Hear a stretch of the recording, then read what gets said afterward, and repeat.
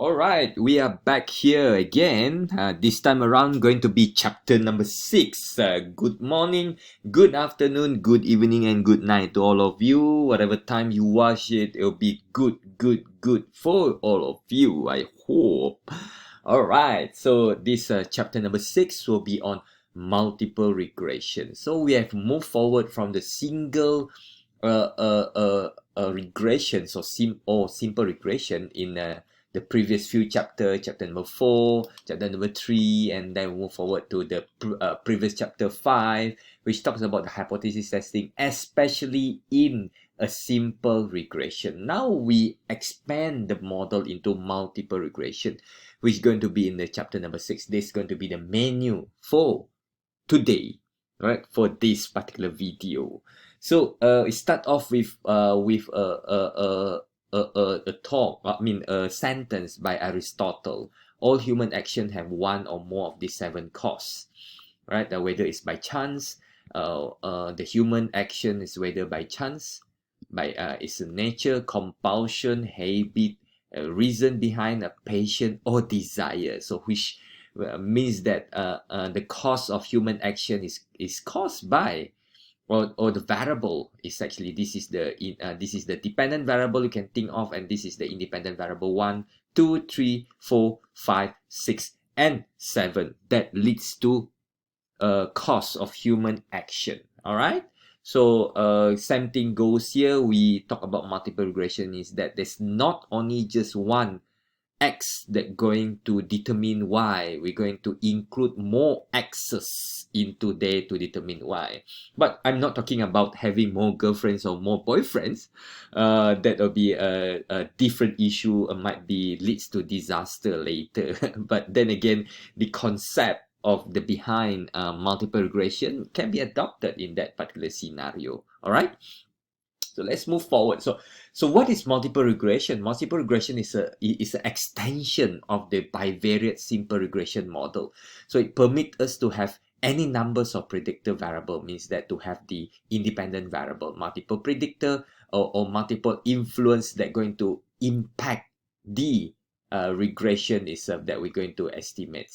All right, so that's the idea behind the multiple regression. So let's move forward to the model that we have here. So let us imagine that we have this this kind of model where you have the beta 1, it represented the constant, and then here is the independent variable 1, independent variable 2, independent variable 3. So this is the model, for example. So how this going to impact the so-called the classical linear regression assumption that we discussed in length, especially in chapter number 4. Do you think it's going to remain the same or different or uncertain in that particular sense? How it's going to impact the classical linear regression model assumption? Well, anyone? We can always discuss this in much detail before we go into the next slides, right? So same assumptions still hold in the multiple regression model. We have all those like zero mean, constant variance, an uncorrelated error across the observation, means that no autocorrelation or serial correlation. The x's are uncorrelated with the error, and then the additional one actually that we still remember in chapter number 4, we talk about the assumption. This is very much related or in the heart of multiple regression, right? Because in simple regression, this issue will not be an issue, will not be a problem. All right. So multicollinearity only exists in multiple regression analysis. Why is that so? We'll go into that chapter of multicollinearity, but here I can explain it briefly. Is because, like I said just now, all human action in the beginning of the of this slide just now here have 7 other action. 7 other causes that will cause human action, right? So these 7 supposedly to explain the human action. But if these 7 explain each other, Like desire explain passion, passion explain compulsion, compulsion explain habit, and so on and so on. It's going to be quite a messy relationship. And this is what sometimes we'll call it a relationship because of the messiness. And what I say, the example that I give you in terms of a human relationship means that you have more than one girlfriend or boyfriend at the same time. It might be a bit complicated, right? So at the same time, so and then these girlfriends or boyfriend of yours might be linked with each other or related with each other. So that's not what we want. That's not what the other person who have a multiple girlfriends or boyfriend wants. Anyhow, so that looks the multicollinearity complexity will exist when you have more than one X in that sense. All right. So we'll move further is that the normality assumption is the same, remain the same as what we are talking about, and the blue properties also remain the same, right? The best linear unbiased estimator. So nothing must have changed. The only part change is that when you have simple regression in the assumption, the multicollinearity assumption is not important. But in multiple regression, yes, it is an important scenario or qualification in that sense. And the other difference is that multiple regression looks into estimation of all the betas rather than just one beta, right? Same thing, the least square method chooses the value of betas which minimizing the sum of square residual in a simple regression. The coefficients are interpreted as the effect of one unit change in other variable. We added up this thing. Other variable health constant. It sounds like a simple economics idea when you talk about, we imagine that, talk about demand, determinants of demand. We say that if price change in such a way, then other factors are health constant, ceteris paribus. Same thing here. We adopt that into this econometrics idea from the economics theory, where we use all the other variables health constant, where we see the impact of one towards the other one, right? So in that particular sense, we talk about, rather than full impact, we talk about partial impact of partial effects in that sense, because we are no longer having this kind of luxury, X the only one going to determine Y. We're going to have more X's here, more X's. So all these, each particular X going to have a partial effect towards the Y. All right. So that's the idea. What's the meaning behind of partial regression? Supposedly we have this model. All right.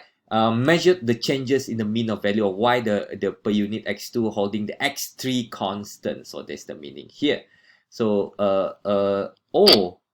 you can always say that holding constant or the other one, right? Or in other words is that there's a direct or net effect of unit change in X on the mean of value of Y. This in a way of interpretation, right? So it means that this have partial value, partial impact towards dy, and they're not supposed to have impact toward themselves.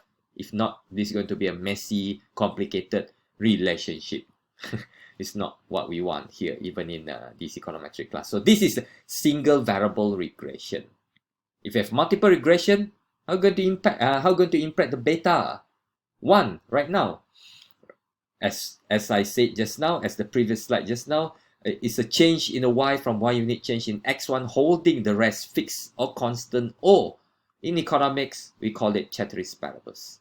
Yeah, you get used to that kind of concept. So I'm sure that you know for that particular meaning. So this is the meaning of multiple regression here. We still have this linear line. The only difference now, we have more variable of x that going to determine the y. All right. For example, like this, what's the determinants of earnings, right? Yeah. So you have this variable here, right? You have this variable, for example, education, ed represented education, exp represent experience, and exp kuasa 2 or square means that the exp square in that sense. So in that particular sense, if if going further, we want to test after we get the coefficient and so on, how we're going to do the hypothesis testing. So this is going straight into the hypothesis testing that we have done in the previous chapter for simple regression. Right? To test the hypothesis that experience is not a part of explanator of the earnings, you need to test like this, for example. Right? You simply cannot look individually. One, I mean, you can look individually, but that's going to be the only T statistic. If you want to see jointly hypothesis, then we're going to use F statistic. How are we going to do it? This is where the next few slides we're going to talk about it. You cannot test joint hypothesis by combining multiple T tests. That's not right. This is not the right way. Right? So, why we cannot do that? Because the impact of each of the variable here going to be different.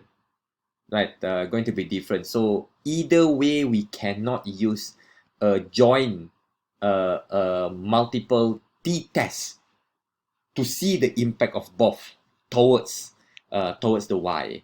There's a particular reason. Also, is that another problem with T-test, supposedly X1, X2 are heavily correlated with each other, which is the multicollinearity problem. Yeah, when we go into that particular chapter, we will discuss more on multicollinearity. All right.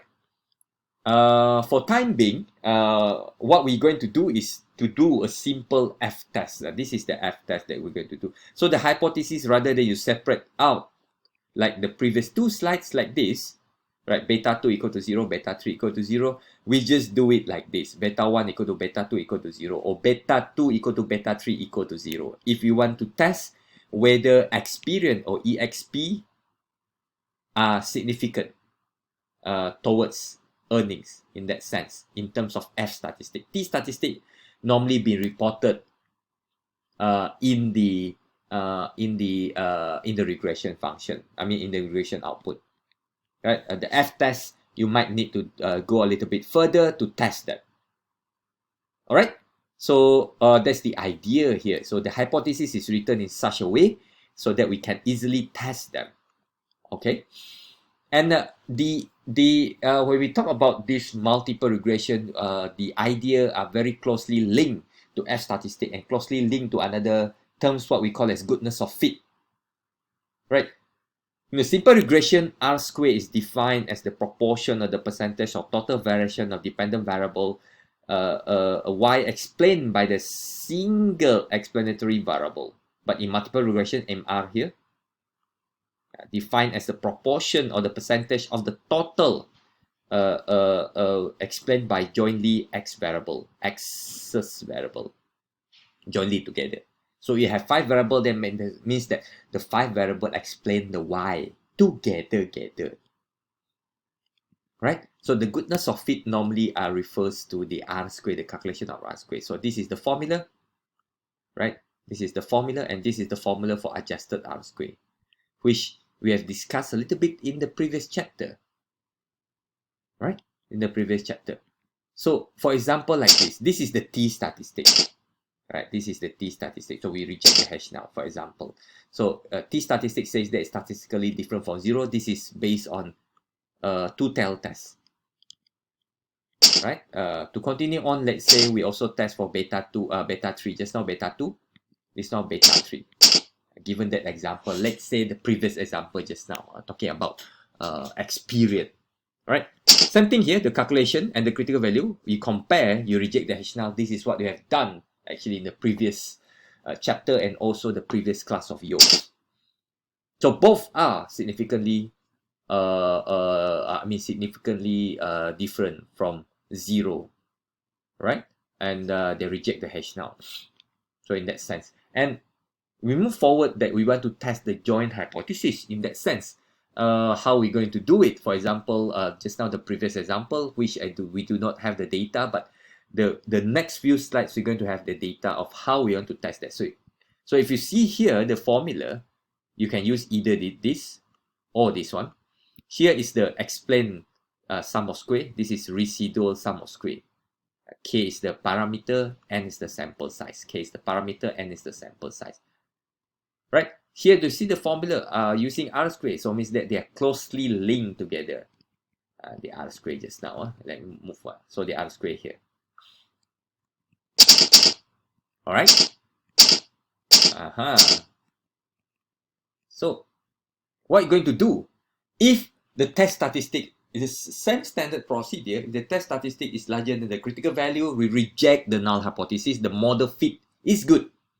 If it's not, then it might not be good. So this is one of the conditions that you're going to see very clearly between both. This is R squared, not just R.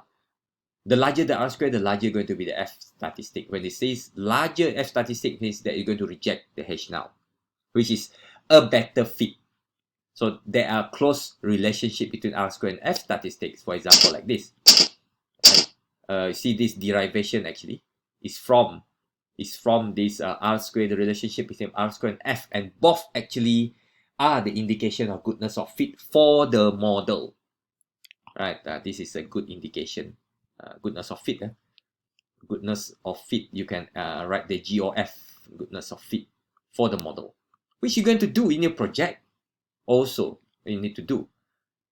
Right? This is 2 variables, 3 variables, so it depends on how many variables that you have, the parameters. The K here, parameters, 3 variables. See? Okay? Alright? Alright? I hope it's quite clear in that particular sense. Okay? Let us see one example of here. For example, like this. This is one example that I can prove. This is actually an output from eViews. Again, I can show it to you, but maybe not in this particular chapter again. Maybe the next chapter when we go into the detail of the estimations, we will do that. I will do that. I will do a video or few videos actually related to the estimation, and also when do our live class, surely. Alright, so how do they calculate this F statistic? This F, we're going to prove how they calculate the F test. So example, example that let's say this is beta 1 lah. This constant is beta 1, so beta 2, beta 3, beta 4, beta 2, beta 3, and beta 4, the M.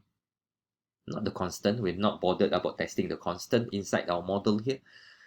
So we're doing beta 2 equal to beta 3 equal to beta 4 equal to 0. Right? And so on. So, and we apply the formula that we have, the R squared formula. Where is the R squared? The R squared is here. R squared, K minus 1, 4 minus 1 is 3. We have 4 parameters.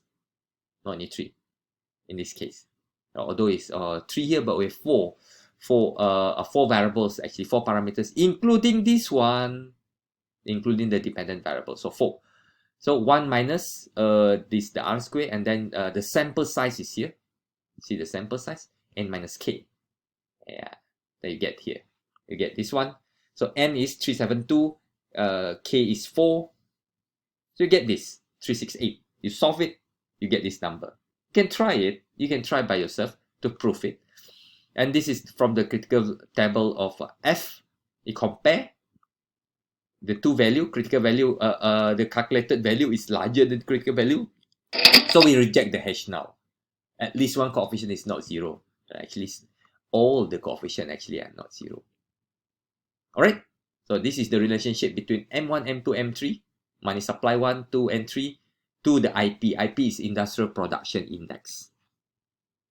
The other example that give you, that will be given to you, is that this is the other example of growth. This is not the example that I shown to you the other day on the article of male organ and economic growth. Remember that? Remember that? Did you all read the article? If you have not read the article on the male organ and economic growth, does size matter? You should read the article to know a little bit behind of what types of variable that that can be put into economic growth. Right? So example, this is the model that we estimated. Example, that regress the growth from 1960 1985 and this is the variable This is the variable, independent variable, independent variable, independent variable, independent variable, and independent variable. 1, 2, 3, 4, 5, 6 independent variable. This is the result. So the growth is the dependent variable, right? GDP growth rate, dependent variable. Independent variable, GDP per capita. Primary school enrollment 1960, secondary school enrollment in 1960, government spending as a share of GDP, numbers of coups in a year, per year, numbers of assassination per year, and measures of investment price distortion. What the heck is coup? Can always Google it. Coup is actually it's like a military coup where the government been taken over by the military in that particular sense. It might not be common here in Malaysia, but it's quite common in some other countries, neighboring countries even, in the ASEAN. Assassination, I'm sure you know this word because you commonly seen this in TV or movies. Murdering. This is going to impact growth also, right? Right. Example, this is multiple regression. We get this result. This is the observation, right? This is the R square. This is the coefficient. This is the standard error. You can easily calculate the t statistic if you want from these two information, right? From these two information to know whether they are significant or not. So and then we write on this thing. GDP growth is a function of the constant, the GDP per capita, the primary, secondary, government expenditure. We have this coups, assassination, and the PPI. PPI refers to the investment, right? Some positive, some negative. So how are we going to interpret? This is the interpretation. For example, a 1 unit increase in GDP in 1960 predict a 0.08 decrease in GDP growth, holding the rest of it constant.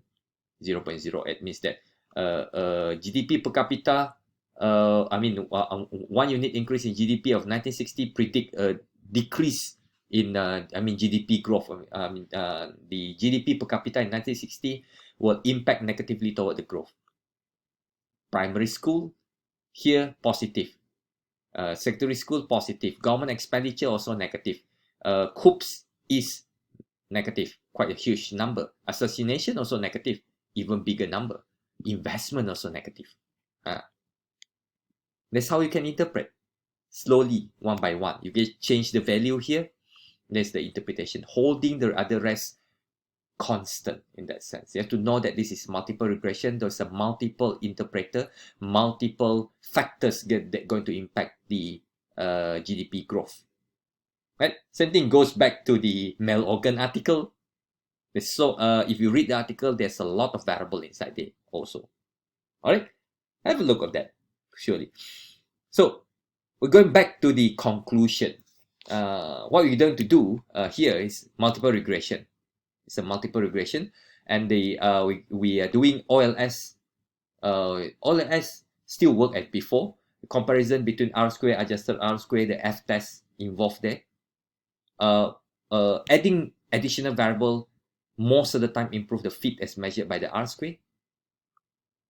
Exclusion of irrelevant also improving the R square fit. We also do T test, F test, the relationship between F and R square. This particular chapter actually is also available in this Gujarati book, chapter number 6. Extension of the two variable linear regression model. You can read this to know more about this, right? This one is more detailed. The one that in my notes are more the simplified version. All right. You want to know more, you want to be expanded in terms of knowledge, read here, right? With all these formula inside there, the calculation of variance, the betas, and everything else. The formulas are given. Can always try.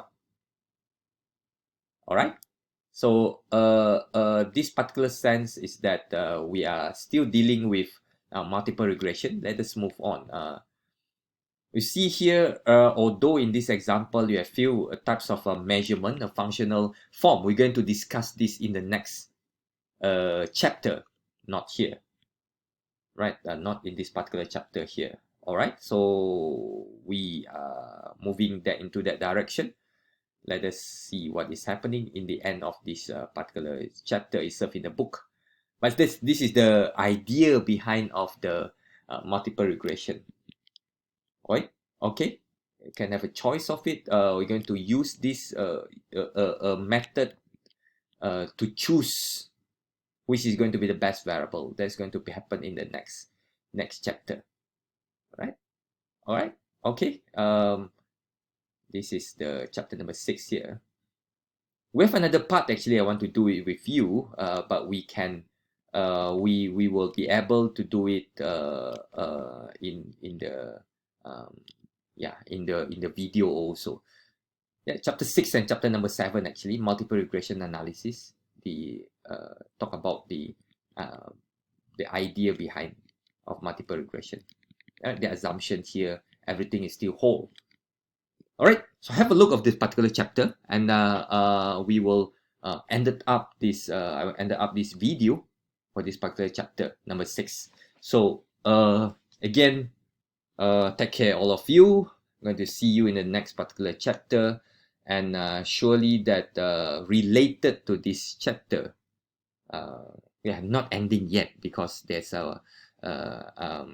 certainly that going to say bye-bye to all of you. Before that, we actually have another supplementary of this particular chapter number 6. This is the part of chapter number 6 very much related to the F test of how we're going to do the restriction test based on, for example, this is an example, the burger demand. Right? We can test whether example, this is quantity demanded, and then you have the price of burger, price of burger substitute, gender, right, represented by G, disposable income, and the price of drink, right?